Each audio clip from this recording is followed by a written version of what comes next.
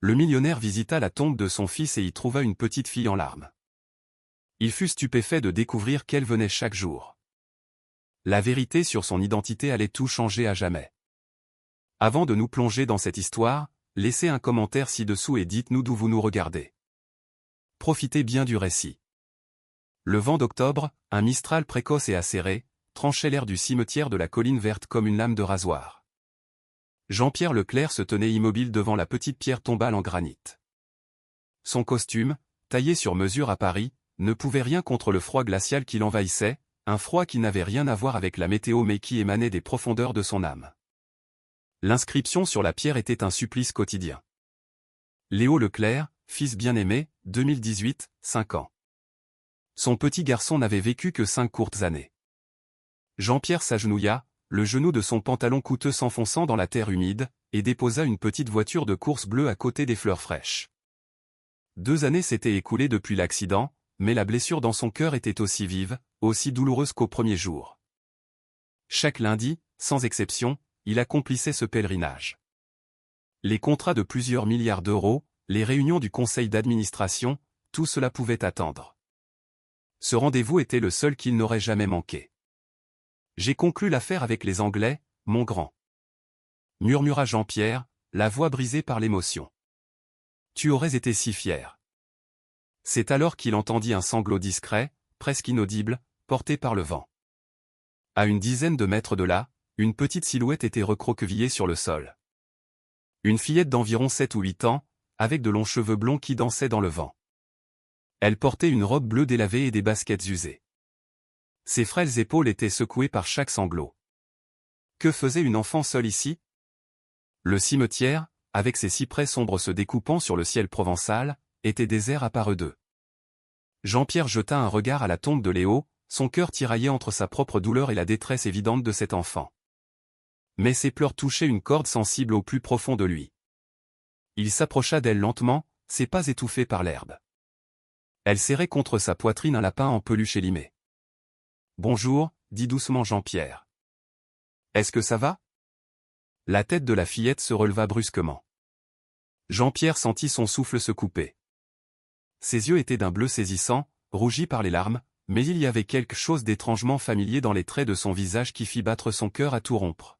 « Pardon », murmura-t-elle, effrayée. « Je ne voulais déranger personne. »« Tu ne me déranges pas », la rassura Jean-Pierre. « Où sont tes parents ?» De nouvelles larmes emplirent ses yeux. « Je n'ai plus de parents. »« Plus pour de vrai. » Jean-Pierre sentit sa poitrine se serrer. « Qui es-tu venu voir ?» La fillette tendit un petit doigt tremblant et Jean-Pierre sentit le sol se dérober sous ses pieds. Elle montrait la tombe de Léo, la tombe de son fils.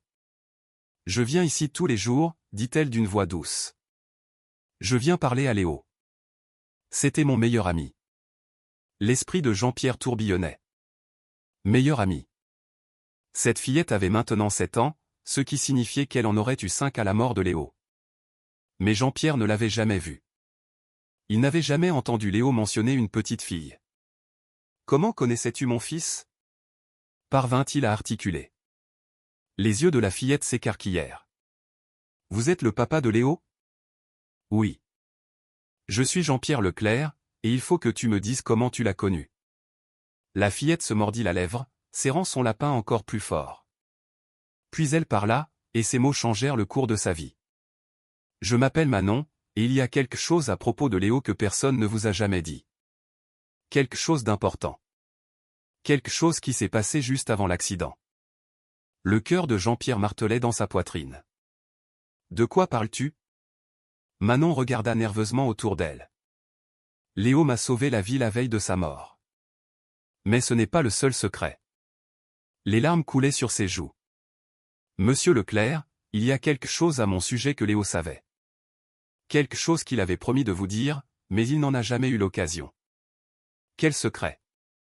Soudain, une voix cria de l'autre côté du cimetière. Manon. Manon, où es-tu ? Le visage de la fillette devint blême. Je dois y aller. Je ne suis pas censé parler aux inconnus. Elle va être très en colère. Attends. Jean-Pierre lui prit doucement le bras. Tu ne peux pas partir comme ça. Quel secret? Qui es-tu vraiment? Manon se dégagea. Je reviendrai demain, à la même heure. Je vous dirai tout. Elle le regarda avec une intense désespérance. Mais s'il vous plaît, ne dites à personne que vous m'avez vu. C'est dangereux. Puis elle s'enfuit, ses cheveux blonds flottant derrière elle, disparaissant entre les pierres tombales. Jean-Pierre resta là, paralysé, l'esprit en ébullition. Alors qu'il se retournait vers la tombe de Léo, quelque chose attira son attention. Une photographie, à moitié enfouie dans l'herbe. Il la ramassa avec des mains tremblantes. C'était Léo, souriant avec ses dents du bonheur, mais il n'était pas seul. À côté de lui, lui tenant la main, se trouvait Manon. Derrière eux, une femme que Jean-Pierre n'avait jamais vue. Il retourna la photo. Au dos, d'une écriture enfantine, 4 mots, « Papa, c'est ma sœur ». Jean-Pierre ne dormit pas cette nuit-là. Il était assis dans le bureau de son hôtel particulier au cœur d'Aix-en-Provence. Les photographies étaient étalées devant lui sur son bureau en acajou. La lumière de la lampe projetait des ombres dures sur le sourire de Léo, sur la petite main de Manon dans la sienne. « Papa, c'est ma sœur. » Sœur? Le mot résonnait dans son esprit comme un cri dans une pièce vide. C'était impossible. Léo était son unique enfant. Son mariage avec Valérie avait été bref, passionné, et finalement toxique. Ils avaient divorcé quand Léo avait 2 ans. Valérie avait déménagé sur la Côte d'Azur, s'était remariée et ne venait que rarement. Elle était morte dans un accident de voiture 6 mois après Léo. Il n'y avait pas de sœur, il ne pouvait pas y en avoir. Mais l'écriture était indubitablement celle de Léo. Les lettres maladroites, la façon dont il faisait toujours ses « elle », trop grand. Jean-Pierre avait des boîtes entières de dessins de son fils en garde-meuble, chaque dessin un coup de poignard dans le cœur qu'il ne supportait pas de regarder mais ne pouvait se résoudre à jeter. Il prit son téléphone et composa un numéro qu'il n'avait pas appelé depuis des mois. « Tu as une idée de l'heure qu'il est ?» La voix à l'autre bout du fil était rauque, agacée. « Stéphane, j'ai besoin que tu trouves quelqu'un. » La voix de Jean-Pierre était ferme malgré le tremblement de ses mains. Stéphane Mercier était le meilleur détective privé de la région, discret et méticuleux. « Jean-Pierre, il est 3 heures du matin. Une petite fille, 7 ans, cheveux blonds, yeux bleus, elle s'appelle Manon. Elle visite le cimetière de la Colline Verte tous les jours. » Il y eut une pause. « C'est à propos de Léo. » « Oui. » Jean-Pierre ferma les yeux. « Je crois qu'elle le connaissait. J'ai besoin de tout savoir. Qui elle est, où elle vit, qui s'occupe d'elle, tout. Je commencerai demain matin. Commence maintenant, Stéphane. S'il te plaît. » Une autre pause. « D'accord. Je t'appelle avant midi. » Jean-Pierre raccrocha et regarda de nouveau la photo. La femme en arrière-plan était floue, mais il pouvait distinguer des cheveux sombres, une silhouette élancée. Elle était de 3/4 d'eau, comme si elle ne voulait pas être photographiée. Qui était-elle, et pourquoi Léo n'avait-il jamais rien mentionné? La matinée suivante s'éternisa comme une peine de prison. Jean-Pierre fit acte de présence chez Leclerc Industries, assistant à des réunions qu'il n'écoutait à peine, signant des documents qu'il ne lisait pas. Son assistante, Isabelle Fournier, lui demanda par 2 fois s'il se sentait bien. « Tout va bien, mentit-il. » À 11 heures, il quitta le bureau sans explication et conduisit directement au cimetière de la Colline Verte. Le soleil d'automne était éclatant mais froid, peignant le paysage de relief net. Il gara sa Citroën DS et marcha rapidement vers la tombe de Léo. Manon était déjà là. Elle était assise en tailleur dans l'herbe, son lapin élimé sur les genoux, parlant doucement.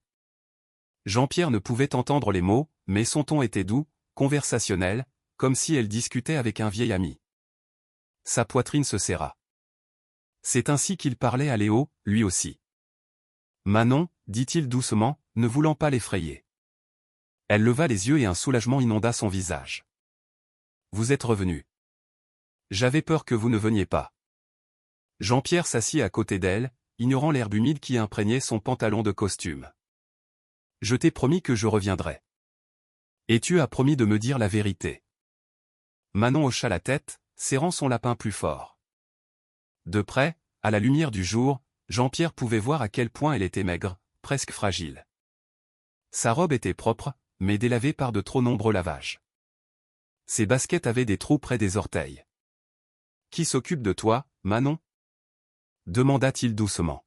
« Ma tante. » Enfin, plus ou moins. Ce n'est pas vraiment ma tante. C'est juste quelqu'un qui s'occupe des enfants.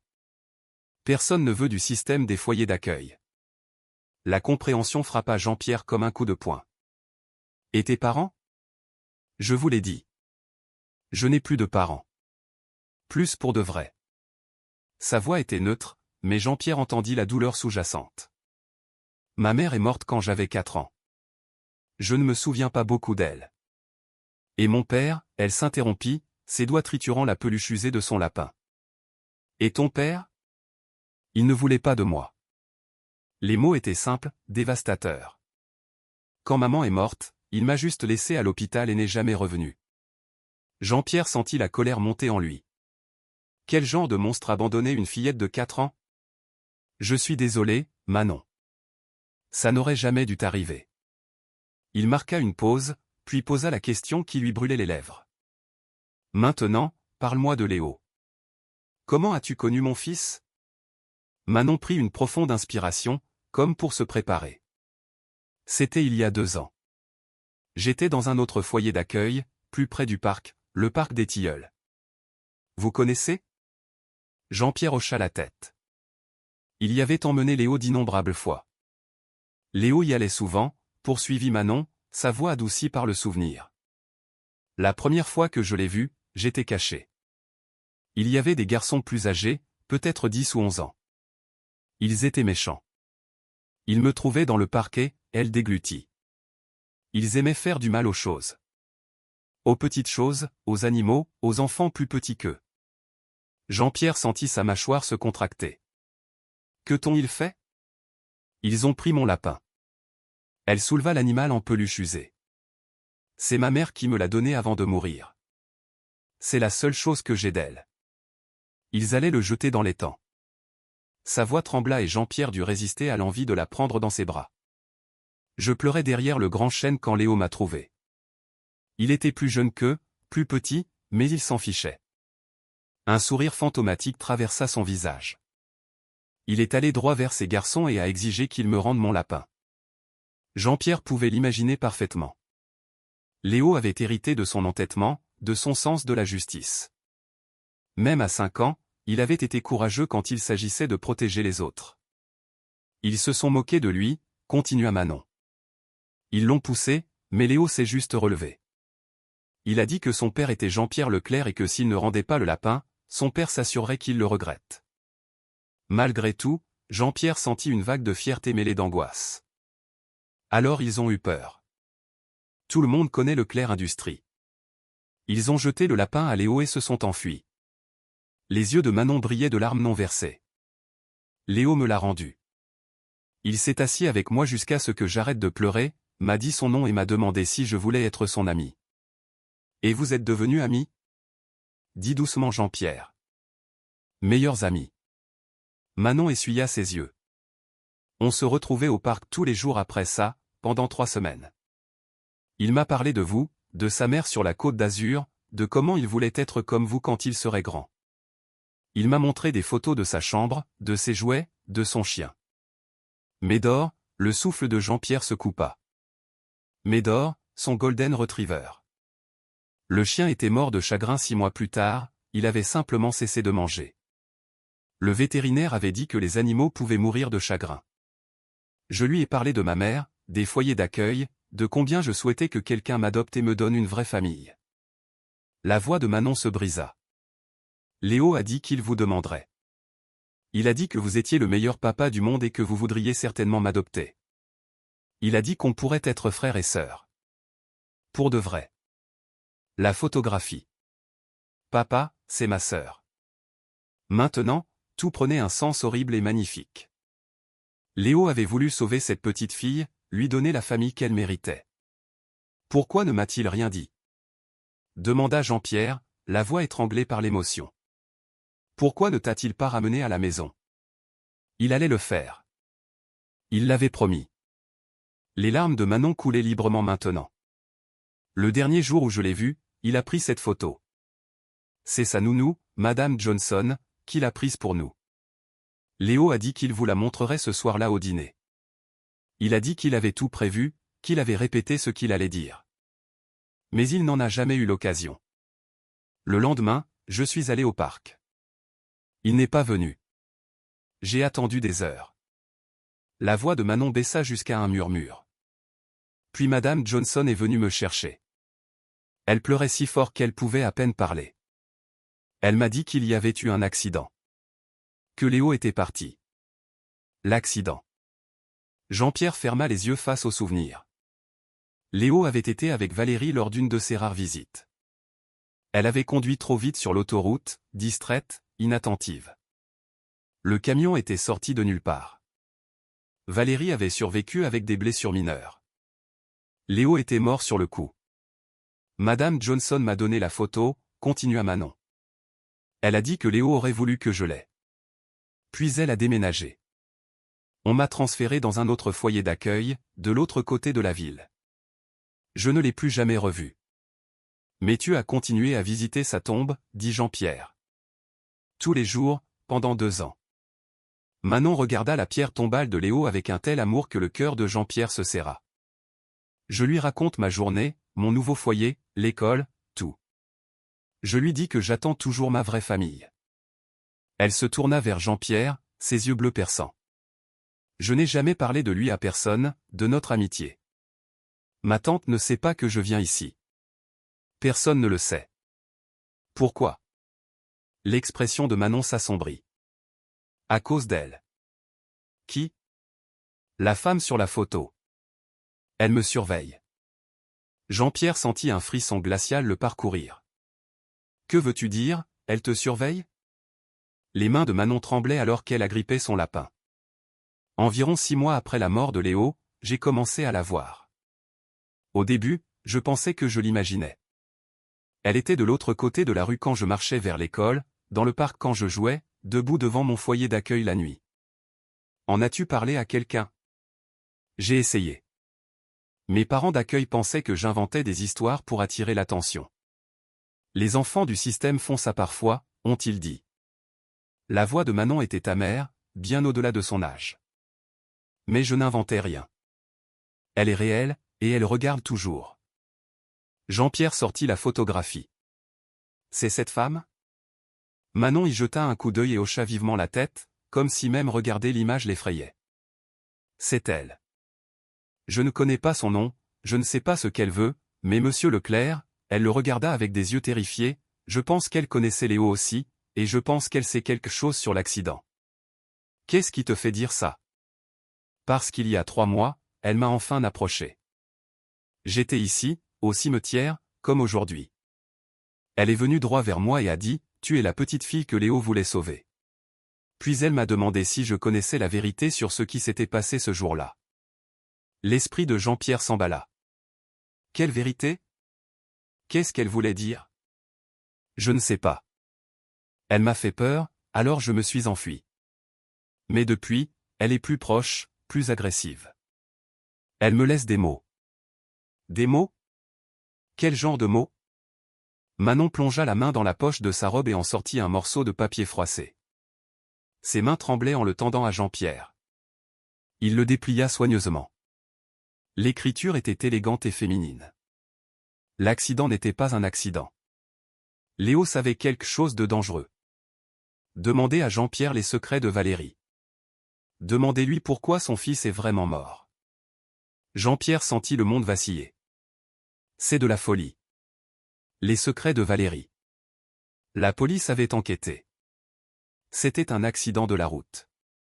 Valérie était distraite, elle roulait trop vite. Il n'y avait pas de complot. Et s'il y en avait un? Murmura Manon. Et si Léo était mort pour autre chose? Non. Jean-Pierre se leva brusquement, froissant le mot dans son poing. Non, j'étais là. J'ai vu le rapport d'accident. J'ai enterré mon fils. Mais même en le disant, le doute s'insinuait. Valérie s'était comportée étrangement. Dans les semaines précédant l'accident, elle avait appelé 2 fois, posant des questions sur ses affaires, sur certains clients. Elle avait été nerveuse, agitée. Il avait mis cela sur le compte de son nouveau mariage qui battait de l'aile. Et si c'était autre chose? Monsieur Leclerc, s'il vous plaît. Manon se leva aussi, le désespoir dans la voix. Léo m'a sauvé la vie une fois. Le jour avant sa mort. Je ne vous ai jamais dit comment. Jean-Pierre la regarda. Alors dis-le-moi maintenant. Nous étions au parc. Ces garçons sont revenus, les méchants. Mais cette fois, ils avaient un couteau. Ils m'ont coincé près de l'étang. Ils ont dit qu'ils allaient me faire vraiment mal, me donner une leçon. La voix de Manon tremblait. Léo a vu ce qui se passait. Il a couru chercher de l'aide, mais il a glissé et est tombé dans l'étang. C'était plus profond que ça en avait l'air. Il ne savait pas bien nager. Le cœur de Jean-Pierre s'arrêta. Qu'est-il arrivé? J'ai sauté pour le sauver. Je savais nager. Ma mère m'avait appris avant de mourir. Je l'ai sorti. Des larmes coulaient sur le visage de Manon. Nous étions trempés, toussant, effrayés. Les garçons se sont enfuis. Léo m'a regardé et a dit, tu m'as sauvé la vie. Ça fait de nous une famille pour toujours. Une vraie famille. Jean-Pierre sentit des larmes sur ses propres joues maintenant. Son fils, son courageux et magnifique fils. Le lendemain, il allait tout vous dire. Sur moi, sur ces garçons, sur le fait de vouloir m'adopter. Madame Johnson a dit qu'il était si excité. Mais ensuite il est mort, termina Jean-Pierre d'une voix sourde. Manon hocha la tête. Et cette femme, elle sait quelque chose. Je peux le sentir. Elle n'arrête pas de dire que la mort de Léo est liée à vous, à vos affaires, au secret que Valérie avait. Jean-Pierre regarda de nouveau le mot. Les secrets de Valérie. Quel secret?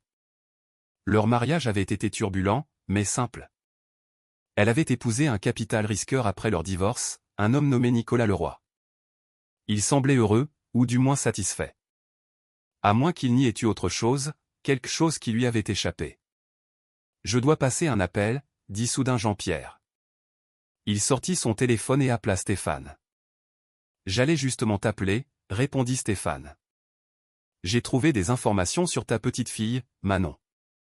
Jean-Pierre, tu dois entendre ça. Parle, dit Jean-Pierre, le téléphone pressé contre son oreille tandis que Manon le regardait avec des yeux anxieux. Manon Dubois, 7 ans, actuellement en foyer d'accueil chez une femme nommée Monique Lefebvre, dans les quartiers sud. Mère, Sandrine Dubois, décédée il y a 4 ans de complications d'une pneumonie. Père inconnu. Il a abandonné Manon à l'hôpital d'Aix-en-Provence 3 jours après la mort de la mère. Jean-Pierre regarda Manon Dubois, s'éloigna légèrement, baissant la voix. Ça correspond à ce qu'elle m'a dit. Quoi d'autre? C'est là que ça devient intéressant. Sandrine Dubois travaillait comme secrétaire particulière. Devine pour qui? Stéphane, je ne suis pas d'humeur à jouer. Valérie Leclerc, ton ex-femme. Le monde cessa de tourner. Jean-Pierre sentit le sang quitter son visage. Que as-tu dit? Sandrine Dubois était l'assistante personnelle de Valérie pendant 2 ans avant de mourir. Elle s'occupait de son courrier privé, de son agenda, de ses finances personnelles. Elles étaient proches, d'après les gens que j'ai interrogés. Très proches. L'esprit de Jean-Pierre s'emballa. Valérie avait eu une assistante personnelle nommée Sandrine. Il s'en souvenait vaguement. Une femme calme, aux cheveux sombres, qui avait été là pendant la dernière année de leur mariage. Mais il n'avait jamais connu son nom de famille, n'y avait jamais prêté attention. Valérie avait tant d'employés. Est-ce que Valérie était au courant pour la fille de Sandrine? Demanda Jean-Pierre. C'est là que la piste se brouille. Sandrine gardait sa fille à l'abri des regards. Mais voici la bombe, Jean-Pierre. Stéphane marqua une pause. 3 semaines avant la mort de Sandrine Dubois, elle a envoyé une enveloppe scellée à un avocat avec des instructions pour qu'elle ne soit ouverte qu'en cas de son décès, ou si quelque chose arrivait à Manon. L'avocat l'a toujours. Quel avocat? Maître Jean Delacroix, en centre-ville, sur le cours Mirabeau. J'ai parlé à sa secrétaire. Delacroix attend que quelqu'un demande des nouvelles de Manon Dubois depuis 4 ans. Il dit que l'enveloppe contient des informations sur le père de Manon et des preuves liées à Valérie Leclerc. Les mains de Jean-Pierre tremblaient. Organise une réunion. Aujourd'hui. Maintenant. C'est déjà fait. À 15 heures. Jean-Pierre raccrocha et se tourna vers Manon. Elle le regardait avec ses yeux bien trop vieux, attendant. Ta mère travaillait pour mon ex-femme, dit Jean-Pierre avec précaution. Le savais-tu? Les yeux de Manon s'écarquillèrent. Quoi? Non. Ma mère ne parlait jamais de son travail. Elle disait que c'était privé, confidentiel. Ta mère a-t-elle déjà mentionné Valérie? A-t-elle déjà parlé de son employeur? Non. Elle disait juste qu'elle travaillait pour une famille riche, c'est pour ça qu'elle était partie si souvent. Le front de Manon se plissa. Mais attendez, il y a eu quelque chose.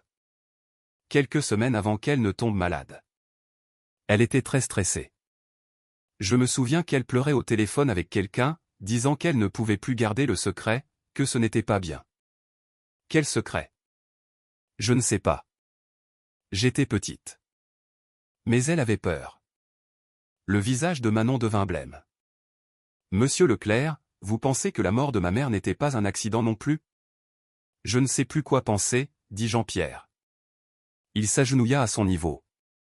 Mais je vais le découvrir. Manon, j'ai besoin que tu me fasses confiance. Tu peux faire ça? Elle hocha la tête, des larmes perlant à ses yeux. Je vais rencontrer un avocat cet après-midi. Il a des informations sur ta mère, sur toi. Des informations que ta mère voulait protéger. Jean-Pierre prit doucement ses mains. Mais tu dois me promettre quelque chose. Ne va nulle part seul. Ne parle pas à cette femme si elle t'approche à nouveau. Et ne reviens pas dans ce cimetière sans moi. Ce n'est pas sûr. Est-ce que je vous reverrai? Oui. Jean-Pierre se surprit par la certitude de sa voix. Je te le promets. Donne-moi un moyen de te joindre. Manon récita un numéro de téléphone. C'est le téléphone de la maison. Ma tante n'aime pas qu'on ait des portables. Elle dit qu'on va les perdre.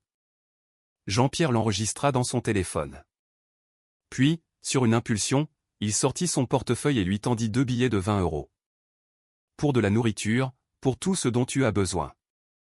Manon regarda l'argent comme si elle n'en avait jamais vu. Peut-être que c'était le cas. Pas comme ça, donné librement. Je ne peux pas accepter ça. Si, tu peux. Léo aurait voulu que je m'occupe de toi. Jean-Pierre sentit l'émotion lui nouer la gorge. Et c'est exactement ce que je vais faire. Alors que Manon quittait le cimetière, Jean-Pierre resta seul devant la tombe de son fils. Je trouverai la vérité, mon grand, murmura-t-il. Sur Manon, sur Valérie, sur tout. Je te le promets. Le vent se leva, faisant tourbillonner les feuilles sur l'herbe. Un instant, Jean-Pierre aurait juré entendre le rire de son fils porté par la brise. Les bureaux de Maître Delacroix et associés occupaient le dernier étage d'un immeuble haussmannien surplombant le cours Mirabeau. Jean-Pierre était assis sur une chaise en cuir en face de Maître Jean Delacroix, un homme aux cheveux argentés, la soixantaine, avec des mains fines et soignées. Monsieur Leclerc, je garde cette enveloppe depuis 4 ans, me demandant si quelqu'un viendrait un jour la réclamer. Delacroix posa une enveloppe Kraft scellée sur son bureau. Sandrine Dubois était une femme prudente. Elle m'a fait promettre que si quelque chose lui arrivait, cette information devait parvenir à la bonne personne, au bon moment. Et je suis la bonne personne?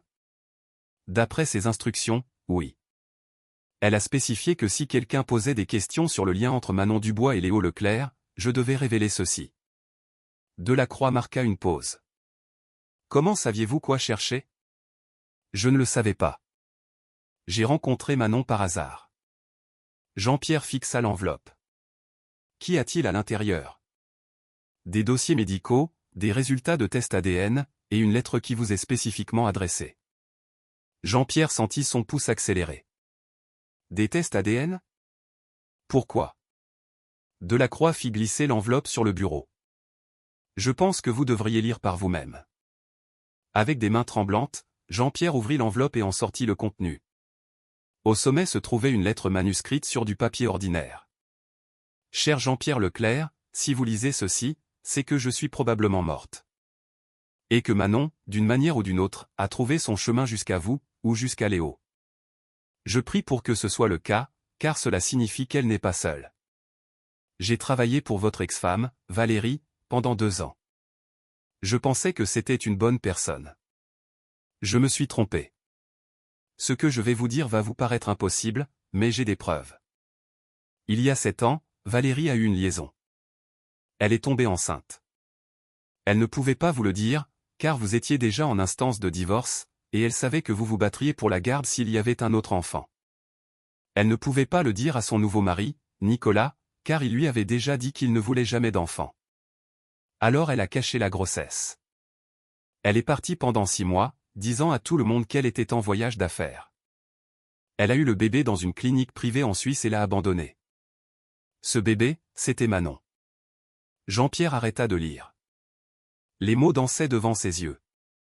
Il relut la phrase. Puis encore. Ce bébé, c'était Manon. Non, murmura-t-il. Ce n'est pas possible. Mais Delacroix sortait déjà des documents. Des dossiers médicaux d'une clinique privée en Suisse, un certificat de naissance avec Valérie Leclerc comme mère, père inconnu. Des résultats de tests ADN montrant une correspondance génétique avec les dossiers médicaux de Valérie que Sandrine avait réussi à obtenir. Et une dernière chose. Une analyse ADN comparant les marqueurs génétiques de Manon à ceux enregistrés pour Léo Leclerc, prélevés sur un échantillon lors d'un bilan de santé de routine. Les résultats étaient clairs. Manon et Léo partageaient une mère. Ils étaient demi-frères et demi-sœurs. Frères et sœurs. Pour de vrai. Jean-Pierre ne pouvait plus respirer. Sa vision se rétrécit. Tout ce que Manon lui avait dit, tout ce que Léo avait écrit sur cette photo, tout était vrai. Manon n'était pas seulement une petite fille avec qui Léo s'était lié d'amitié. Elle était sa sœur. Sa véritable sœur biologique. Il y a plus, dit doucement Delacroix, sortant un autre document. La lettre de Sandrine continue. Elle explique pourquoi elle a pris Manon. Jean-Pierre se força à continuer la lecture. Valérie m'a payé pour adopter Manon en privé, pour m'assurer qu'elle irait dans un bon foyer, loin, où personne ne la lirait jamais au nom Leclerc. J'ai accepté l'argent parce que j'étais une mère célibataire qui joignait à peine les deux bouts. J'ai promis d'aimer Manon comme si elle était la mienne, et je l'ai aimée. Je l'ai aimée de tout mon cœur. Mais il y a 2 ans, j'ai découvert quelque chose de terrible. Valérie ne cachait pas seulement un enfant. Elle était impliquée avec des gens dangereux. Des gens liés au crime organisé par l'intermédiaire des affaires de son mari, Nicolas. Je n'ai pas tous les détails, mais j'ai entendu des appels téléphoniques, des menaces, des discussions sur le blanchiment d'argent via Leclerc Industries, à votre insu. Valérie a découvert que je savais. Elle m'a dit de me taire, ou quelque chose arriverait à Manon. Mais je ne pouvais pas me taire, Jean-Pierre. Pas quand j'ai découvert que le petit Léo s'était, par un coup du sort, lié d'amitié avec Manon au parc.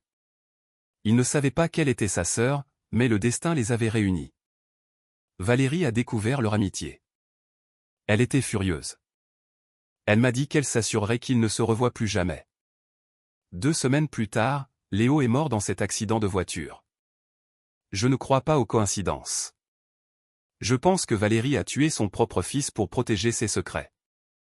Jean-Pierre cessa de respirer. La lettre tomba de ses doigts engourdis. Monsieur Leclerc. La voix de Delacroix semblait lointaine. Est-ce que ça va? Mais Jean-Pierre n'allait pas bien. Plus rien n'irait jamais bien.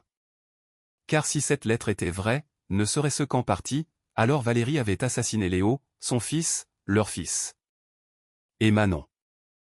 La petite fille qui pleurait dans le cimetière était sa fille. Sa fille, abandonnée et perdue depuis 7 ans. Et quelqu'un, dehors, savait la vérité. La femme qui surveillait Manon. Elle savait. Jean-Pierre se leva brusquement. Je dois y aller. Monsieur Leclerc, attendez. Il y a une procédure, mais Jean-Pierre était déjà parti, son esprit tournant à plein régime. Il devait trouver les dossiers de Valérie. Il devait prouver cette histoire insensée. Il devait protéger Manon. Car si Valérie avait tué une fois pour protéger ses secrets, elle n'hésiterait pas à recommencer. Et Manon était toujours en danger. Jean-Pierre fit irruption dans son hôtel particulier à minuit, les bras chargés de boîtes du garde-meuble. Des années qu'il évitait les affaires de Léo, et maintenant il les parcourait comme un possédé. Devoirs scolaires, dessins, photos. Il devait trouver un lien, une preuve. Son téléphone sonna. Stéphane. J'ai fouillé dans les finances de Valérie d'avant sa mort, dit Stéphane, sans préambule. Jean-Pierre, elle a retiré 250 000 € en espèces 3 semaines avant l'accident. Aucune trace de l'endroit où cet argent est allé. La main de Jean-Pierre s'arrêta sur un dessin au crayon de cire d'un bonhomme allumette. De l'argent pour un chantage. Ou un pot de vin. Je trouve aussi des liens entre Nicolas Leroy et une société appelée Meridian Holdings. C'est une société écran, mais si on creuse assez, elle est liée à l'organisation Ramirez. Jean-Pierre sentit un froid glacial. Les Ramirez, le réseau criminel le plus sophistiqué de Marseille, spécialisé dans le blanchiment d'argent via des entreprises légitimes. Nicolas blanchissait de l'argent via Leclerc Industries. Probablement via ses comptes internationaux, à son insu. Valérie aurait eu accès au code, au système, elle aurait pu créer des portes dérobées. L'esprit de Jean-Pierre s'emballa. Si Valérie aidait Nicolas à blanchir de l'argent et que Sandrine l'avait découvert, c'était un mobile pour un meurtre. Mais Valérie tuerait-elle vraiment son propre fils? Stéphane, j'ai besoin que tu trouves quelqu'un. Une femme, cheveux sombres, la trentaine ou la quarantaine. Elle surveille Manon Dubois, la suit. Aucune idée de qui c'est. Mais elle sait pour l'accident. Elle a laissé des mots à Manon, affirmant que ce n'était pas un accident. Jean-Pierre marqua une pause. C'est peut-être notre seul témoin. Je vais faire passer le mot. Jean-Pierre, la voix de Stéphane s'adoucit, si Valérie est vraiment impliquée dans la mort de Léo, c'est un terrain dangereux. Ces gens ne laissent pas de témoins. Manon est un témoin. Et moi aussi. Maintenant que je connais la vérité. Après avoir raccroché, Jean-Pierre regarda à nouveau les résultats des tests ADN. Manon Dubois était Manon Leclerc. Sa fille. La sœur de Léo. Cachée comme un secret honteux. Et puis sa seule protectrice, Sandrine Dubois, était morte dans des circonstances mystérieuses, qualifiées de causes naturelles. Mais Jean-Pierre ne croyait plus aux causes naturelles. Son téléphone vibra. Un SMS d'un numéro inconnu. Elle n'est pas en sécurité dans cette maison. Ils savent que vous avez trouvé l'avocat. Venez à la zone industrielle de la Garonne, quai 19, demain à minuit. Venez seul. Je vous dirai tout. La femme mystérieuse prenait enfin contact. Jean-Pierre fixa le message. C'était manifestement un piège. Mais c'était aussi sa seule piste. Il répondit, « Qui êtes-vous » La réponse fut immédiate. Quelqu'un qui aimait Léo aussi. Quelqu'un qui n'a pas réussi à le protéger. Je ne faillirai pas une seconde fois. La zone industrielle à minuit était aussi sinistre que cela puisse paraître. Jean-Pierre gara sa Citroën DS dans l'ombre et vérifia son téléphone. Stéphane savait où il était. Il avait des instructions explicites pour appeler la police si Jean-Pierre ne le contactait pas dans l'heure. Le quai était désert, l'entrepôt un squelette de métal rouillé et de fenêtres brisées. Jean-Pierre entra, ses pas résonnant sur le béton. « Monsieur Leclerc !» La voix venait de l'obscurité, en hauteur. Une femme entra dans un rayon de lune provenant d'une verrière brisée. Elle avait la quarantaine, des cheveux sombres tirés en arrière. Son visage était frappant mais hagard, avec des cernes sous les yeux qui témoignaient de nuits sans sommeil. Elle portait un jean et une veste sombre. Et Jean-Pierre remarqua sa posture, alerte, prête à fuir. « Qui êtes-vous » exigea Jean-Pierre. « Je m'appelle Catherine Dubois. Sandrine était ma sœur aînée. » Jean-Pierre sentit les pièces du puzzle s'emboîter. La tante de Manon. Sa tante biologique.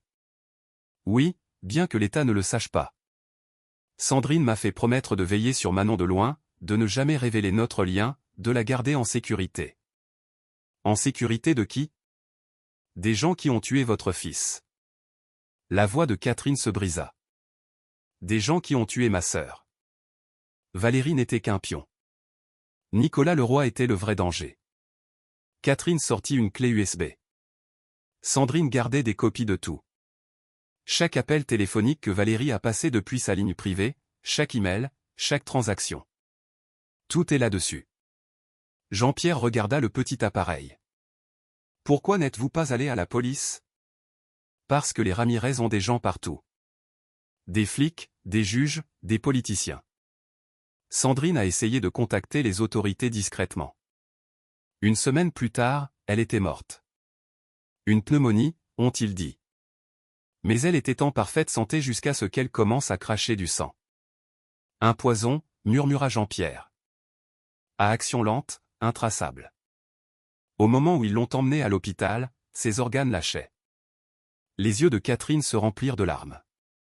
J'ai regardé ma sœur mourir, en sachant exactement qui l'avait tuée, mais sans pouvoir le prouver. Et Léo. Le visage de Catherine se durcit. Sandrine m'a appelé 2 jours avant l'accident. Elle était terrifiée.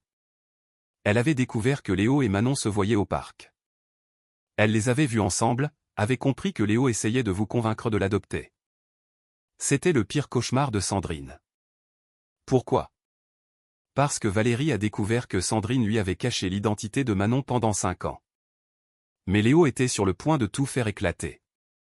Si vous aviez adopté Manon, vous auriez fini par apprendre quelle était la fille biologique de Valérie. Test ADN pour les dossiers médicaux, antécédents familiaux. La vérité serait sortie. Jean-Pierre se sentit nauséeux. Alors Valérie a tué Léo pour garder le secret enfoui. Nicolas a tué Léo. Valérie conduisait la voiture, mais c'est Nicolas qui l'a sabotée. Nous avons des preuves. Un mécanicien qui a travaillé sur le véhicule la veille, payé 50 000 € pour couper les conduites de frein d'une manière qui les ferait lâcher à grande vitesse. Il est prêt à témoigner maintenant que Nicolas est mort. La tête de Jean-Pierre se redressa brusquement.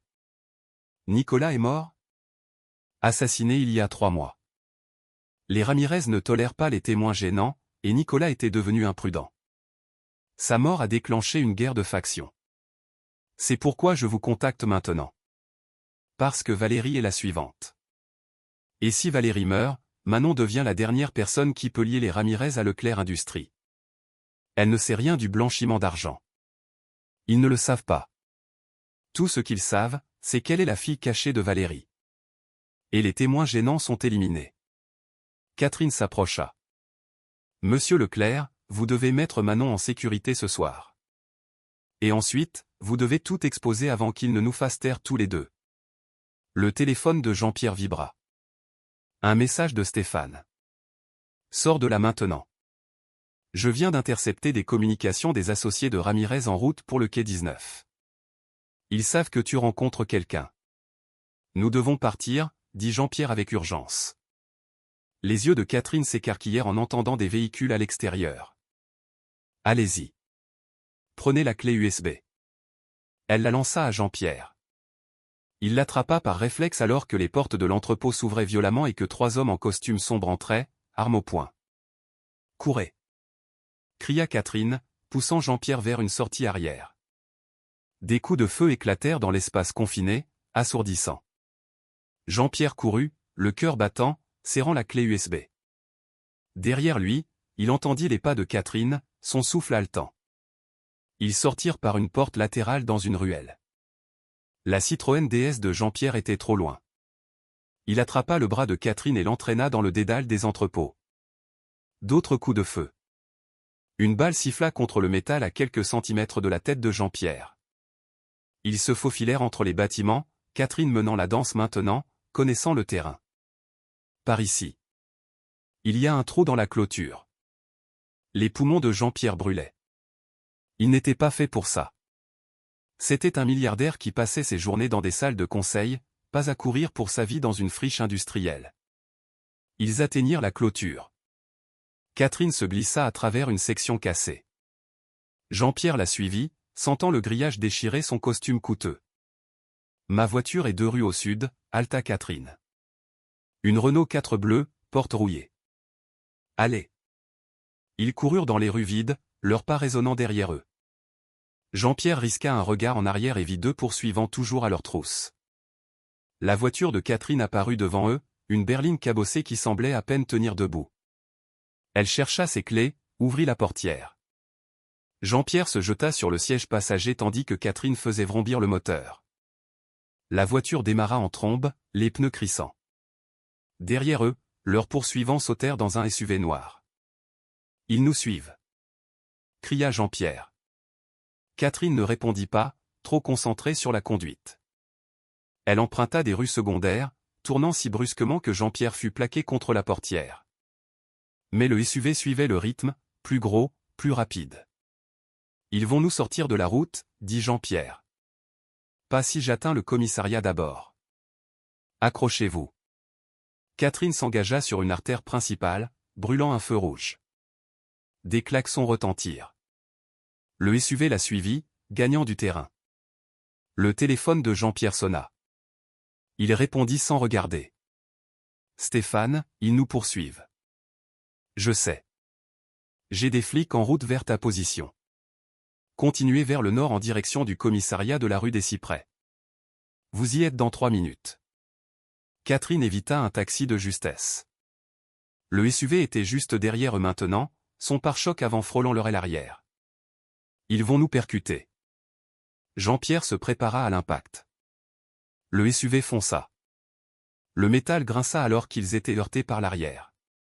Catherine lutta pour garder le contrôle, la vieille voiture zigzagant sauvagement. Puis Jean-Pierre les vit. Des gyrophares rouges et bleus. 3 voitures de police fonçant vers eux depuis la direction opposée. Le SUV a dû les voir aussi, car il dévia soudainement, disparaissant dans une rue latérale. Catherine s'arrêta, les mains tremblantes sur le volant. Les voitures de police les encerclèrent, des officiers sortant, armes au poing. Les mains en l'air. Jean-Pierre leva les mains, tenant toujours la clé USB. Appelez le capitaine Moreau au commissariat. Dites-lui que Jean-Pierre Leclerc a des preuves dans l'affaire Valérie Leclerc. 1 heure plus tard, ils étaient assis dans une salle d'interrogatoire au commissariat de la rue des Cyprès. Le capitaine Moreau, un homme sévère d'une 50aine d'années, examinait le contenu de la clé USB sur un ordinateur portable. « C'est complet, » dit-il finalement. « Relevé bancaire, conversation enregistrée, le témoignage de votre sœur avant sa mort. Si c'est authentique, c'est suffisant pour ouvrir une enquête complète sur Valérie Leclerc, Nicolas Leroy, et leur lien avec l'organisation Ramirez. »« C'est authentique, » dit doucement Catherine. « Ma sœur est morte pour cette information. » Moreau hocha la tête. « Nous aurons besoin de vous deux en garde à vue pendant que nous traitons cela. Monsieur Leclerc, vous avez mentionné une fillette de 7 ans qui pourrait être en danger. Manon Dubois. Elle est dans un foyer d'accueil dans les quartiers sud. » Jean-Pierre se leva brusquement. « Nous devons aller la chercher. Maintenant. Si les Ramirez savent que j'ai cette information, ils s'en prendront à elle ensuite. » Moreau était déjà à sa radio, envoyant des unités au foyer d'accueil. Ils arrivèrent à la maison de Monique Lefebvre 20 minutes plus tard, 4 voitures de patrouille et 2 voitures banalisées. Jean-Pierre sauta avant qu'il ne s'arrête complètement. La porte d'entrée était entr'ouverte, se balançant dans le vent. « Non », souffla Jean-Pierre. Ils se précipitèrent à l'intérieur. La maison était un chaos. Meubles renversés, lampes brisées. Dans le salon, ils trouvèrent Monique Lefebvre, inconsciente mais respirant, avec une blessure à la tête. Mais Manon avait disparu. Jean-Pierre sentit son monde s'effondrer. Trouvez-la. Trouvez Manon. La police envahit la maison. Le capitaine Moreau s'agenouilla à côté de Monique, qui reprenait conscience en gémissant. « Madame Lefebvre, vous m'entendez ? Que s'est-il passé ?» Les yeux de Monique s'ouvrirent, le regard vague. Des hommes ils sont entrés, ils demandaient Manon. J'ai essayé de les arrêter, elle grimaça, touchant sa tête. Ils l'ont emmenée. Ils ont dit qu'elle leur appartenait maintenant. Jean-Pierre voulait hurler. Manon, sa fille, la fille qu'il venait de découvrir, enlevée par les mêmes personnes qui avaient tué son fils. Son téléphone sonna. Numéro inconnu. Répondez. Dit Moreau, faisant déjà signe de localiser l'appel. Jean-Pierre mit le haut-parleur. Allô. Bonjour, Jean-Pierre Leclerc. La voix était masculine, cultivée, avec un léger accent. Vous avez quelque chose qui nous appartient. Nous avons quelque chose qui vous appartient. Si vous lui faites du mal, nous n'avons aucun intérêt à faire du mal aux enfants. Mais nous avons besoin d'une assurance que les informations que votre petite amie Catherine vous a données disparaîtront. Vous avez tué mon fils, dit Jean-Pierre, la voix tremblante de rage. Il y eut une pause. Nicolas Leroy a tué votre fils. Une décision prise sans notre accord. Si nous avions su qu'il ferait quelque chose d'aussi imprudent, nous serions intervenus. Tuer des enfants, c'est mauvais pour les affaires. Vous avez empoisonné Sandrine Dubois. Encore une fois, l'initiative de Nicolas Leroy. Elle était un passif. C'est pourquoi nous l'avons éliminée. La voix prit un ton plus tranchant. Mais parlons du présent. Vous avez des preuves qui pourraient nuire à notre organisation. Nous avons la fille. Un simple échange. Pas d'échange. Moreau fit un geste négatif de la tête, mais Jean-Pierre n'écoutait pas. Où et quand? Demain soir, l'ancien entrepôt des Leclerc Industries près du fleuve. Celui que vous avez abandonné il y a 3 ans. Minuit. Venez seul avec la clé USB. Nous amènerons la fille. Comment savoir que vous la laisserez partir? Vous ne le savez pas. Mais considérez ceci. Si nous voulions la fille morte, elle le serait déjà. Nous voulons que les preuves soient détruites et que vous soyez tous réduits au silence. Donnez-nous la clé USB, et nous serions enclins à vous laisser tous les deux disparaître tranquillement. Refusé, la voix se tut de manière significative. La ligne fut coupée. Moreau attrapa immédiatement sa radio. Nous avons besoin d'unités tactiques se préparant à une prise d'otage. Ancien entrepôt des Leclerc Industries, demain à minuit. Mais Jean-Pierre pensait à quelque chose que la voix avait dit, quelque chose sur le fait que Nicolas agissait sans approbation. Et une autre pensée se cristallisait au milieu du chaos. Il ment, dit soudain Jean-Pierre.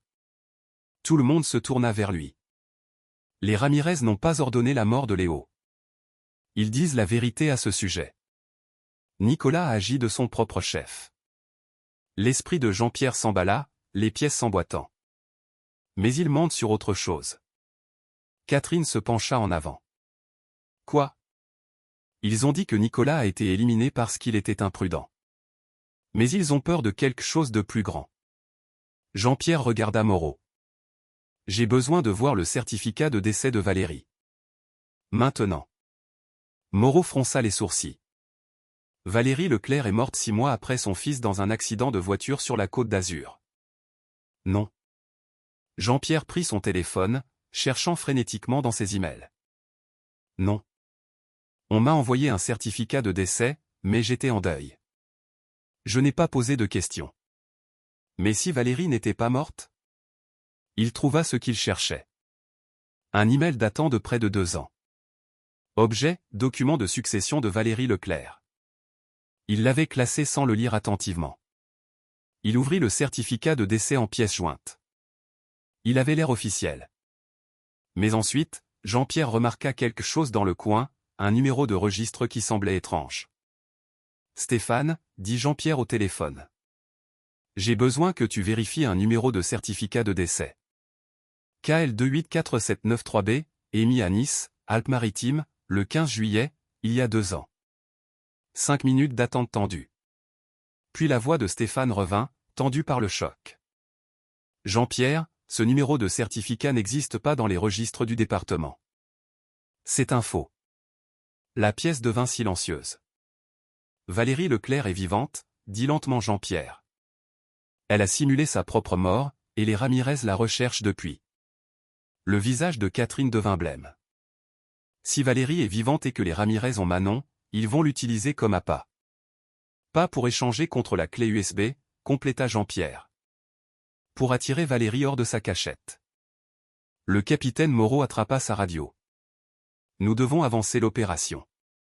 S'il réalise que nous savons que Valérie est vivante, le téléphone de Jean-Pierre sonna de nouveau.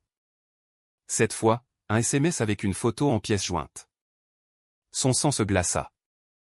La photo montrait Manon, attachée à une chaise dans ce qui ressemblait à une pièce en béton. Elle pleurait, mais semblait indemne. Et debout derrière elle, une main sur son épaule, se tenait une femme aux cheveux sombres. Valérie. Le texte en dessous disait « Surprise. Réunion de famille à minuit. Ne sois pas en retard, Jean-Pierre. » Nous avons beaucoup de choses à nous dire. Jean-Pierre fixa la photo, son esprit tourbillonnant. Valérie était vivante, et elle avait Manon. Ça change tout, dit le capitaine Moreau, étudiant l'image. Si Valérie est impliquée, ce n'est plus seulement une prise d'otage. C'est personnel. Elle a tué notre fils, dit Jean-Pierre d'une voix sourde. Et maintenant, elle a notre fille. Catherine lui attrapa le bras. Attendez.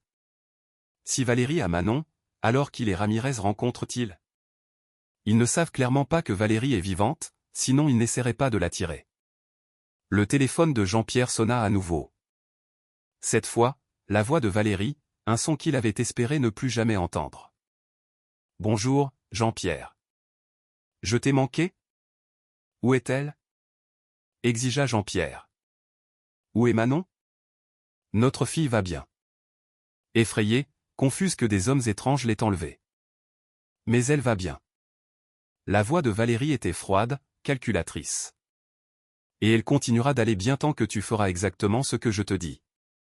J'aurais dû savoir que tu simulerais ta mort. J'aurais dû savoir que tu t'enfuirais. Je n'avais pas le choix.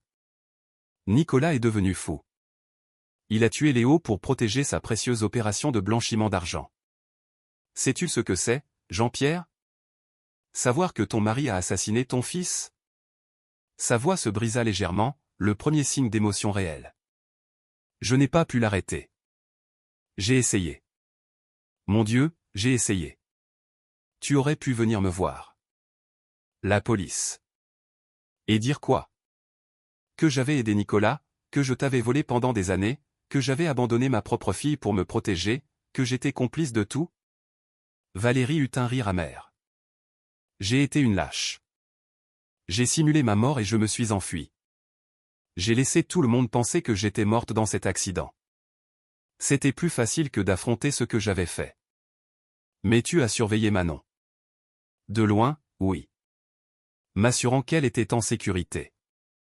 Quand Sandrine est morte, j'ai pensé la prendre, l'élever moi-même. Mais je ne pouvais pas prendre le risque. Les Ramirez me cherchaient toujours. Valérie marqua une pause. Puis tu l'as trouvée. Tu as commencé à poser des questions. Et maintenant tu m'as forcé à agir. L'esprit de Jean-Pierre travaillait frénétiquement. La rencontre de ce soir. Les Ramirez pensent qu'ils vont me rencontrer. Mais tu prévois quelque chose. Je prévois de mettre fin à tout ça. La clé USB que tu as contient des preuves qui m'impliquent avec Nicolas. J'ai besoin qu'elle soit détruite. Et j'ai besoin que les Ramirez croient que je suis morte pour de bon. Tu vas les tuer? Je ferai ce qu'il faut. Et tu vas m'aider. La voix de Valérie se durcit. Ce soir, à minuit, tu iras à cet entrepôt avec la clé USB. Les Ramirez seront là, attendant un échange. Mais je serai là aussi, avec des renforts. Nous allons les éliminer, détruire les preuves, et Manon et moi disparaîtrons. Tu ne nous reverras plus jamais. Tu es folle si tu penses que je vais te laisser prendre Manon. Tu n'as pas le choix. Je suis sa mère. Je l'ai mise au monde. Et plus important encore, je l'ai maintenant. La voix de Valérie devint suppliante. Jean-Pierre, s'il te plaît. C'est le seul moyen de la garder en sécurité. Si les Ramirez découvrent qu'elle est ma fille, ils ne cesseront jamais de la traquer. Mais s'ils sont morts, et que les preuves sont détruites, elle pourra enfin avoir une vie normale. Avec moi. Une meurtrière. Nicolas était le meurtrier. Je n'ai fait que, Valérie s'arrêta. Ça n'a plus d'importance. Ce qui compte, c'est Manon. Tu ne veux pas qu'elle soit en sécurité? Jean-Pierre ferma les yeux. Chaque instinct lui hurlait de ne pas faire confiance à Valérie. Mais elle avait raison sur un point. Tant que les Ramirez vivraient, Manon ne serait jamais en sécurité. Que veux-tu que je fasse? Demanda-t-il enfin. Le capitaine Moreau secoua violemment la tête, faisant signe que non. Mais Jean-Pierre garda les yeux sur le téléphone, attendant la réponse de Valérie. Apporte la clé USB à l'entrepôt à minuit.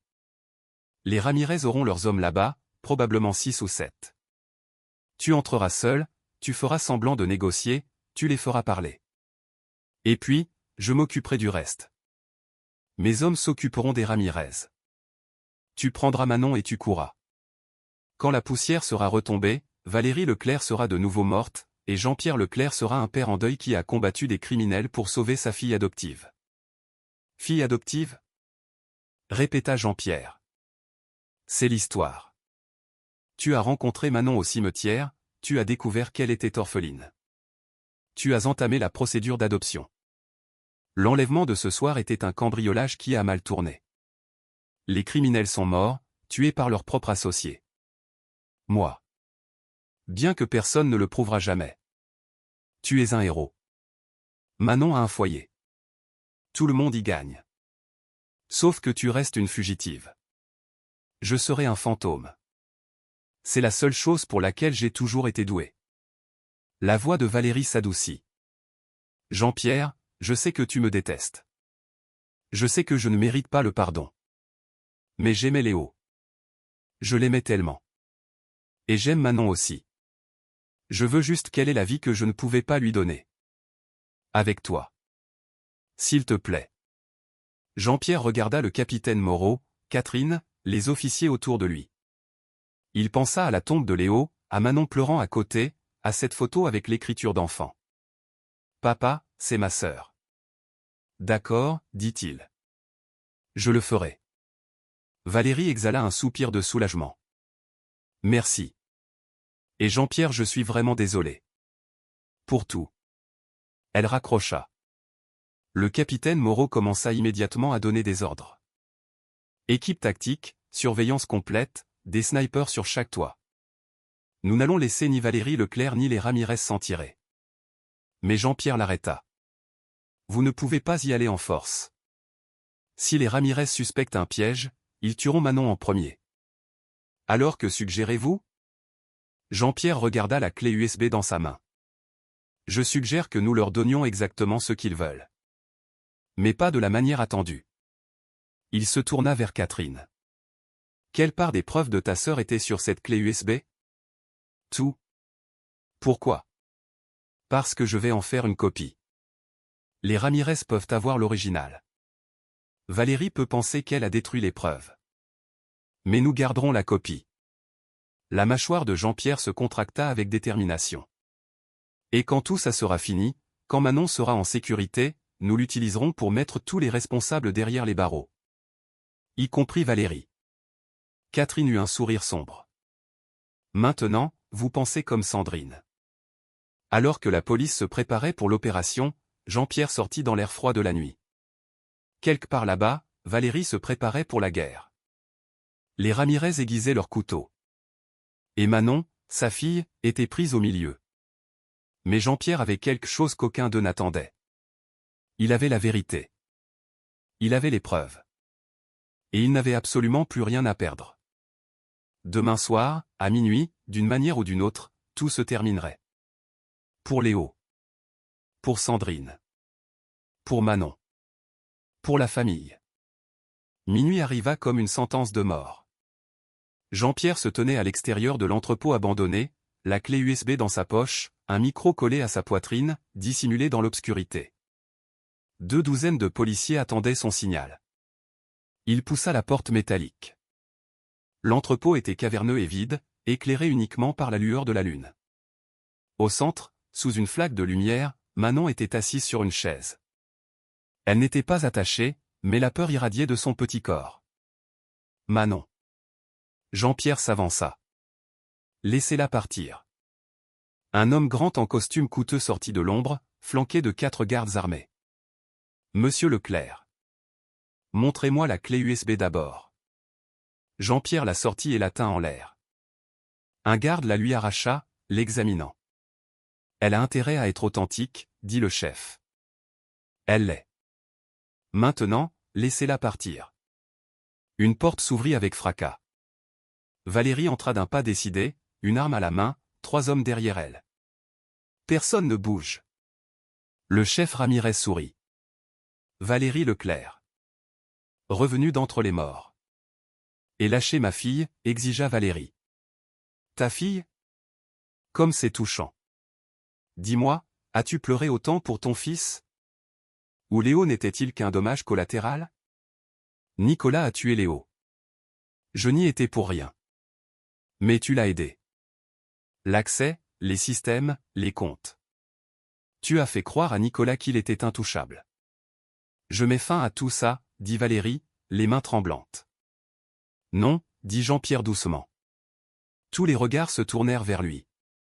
Plus de meurtres. Mettons fin à ça avec la vérité. Il tapa sur le micro sur sa poitrine, chaque mot enregistré. La police a encerclé l'endroit. Et Valérie, j'ai gardé une copie de cette clé USB. Chaque élément de preuve, y compris les enregistrements de toi aidant Nicolas, y compris ta connaissance de ses plans.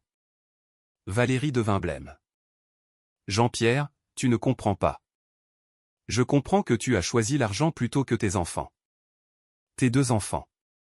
La voix de Jean-Pierre se brisa. Mais tu es toujours la seule mère que Manon ait. Et elle mérite la vérité. Il s'avança et s'agenouilla à côté de Manon, la prenant dans ses bras. Elle s'agrippa à lui désespérément, en pleurant. Ça va, ma chérie. Tu es en sécurité maintenant. Je te le promets. Je veux rentrer à la maison avec toi, sanglota Manon. Alors c'est exactement ce que nous allons faire. La police envahit l'entrepôt. Les gardes de Ramirez laissèrent tomber leurs armes. Valérie se tourna pour courir, mais le capitaine Moreau était déjà là. Valérie Leclerc, vous êtes en état d'arrestation. Valérie ne résista pas. Elle regarda Manon dans les bras de Jean-Pierre, et son visage s'effondra. Je suis désolé, Manon. Je suis tellement désolé. Tu voulais te sauver, dit doucement Jean-Pierre. Mais peut-être que tu lui as donné quelque chose de mieux. Une chance d'avoir une vraie famille. Alors que la police emmenait Valérie, elle regarda en arrière. Prends soin d'elle, Jean-Pierre. Aime-la comme je n'ai pas pu le faire. Je le ferai, promit Jean-Pierre. Je le fais déjà. 3 mois plus tard, Jean-Pierre était au cimetière, mais cette fois, il n'était pas seul. Manon tenait sa main, portant un manteau rose chaud et des chaussures neuves. Ses cheveux blonds brillaient. Elle avait l'air en bonne santé, heureuse. Ensemble, ils déposèrent des fleurs sur la tombe de Léo. Tu crois qu'il sait? Demanda doucement Manon. Qu'on est ensemble maintenant. Qu'on est une famille. Jean-Pierre sourit à travers ses larmes. Je pense qu'il le sait. Je pense qu'il a essayé de nous réunir depuis le début. Il m'a sauvé 2 fois, dit Manon. Une fois au parc, et une fois en m'amenant à toi. Jean-Pierre s'agenouilla et la serra fort dans ses bras. Non, ma chérie. C'est toi qui nous as sauvés. Tu m'as donné une raison de continuer à vivre. Ils restèrent là longtemps, un père et sa fille, honorant le petit garçon qui les avait aimés tous les 2. Derrière eux, Catherine Dubois regardait de loin, souriant.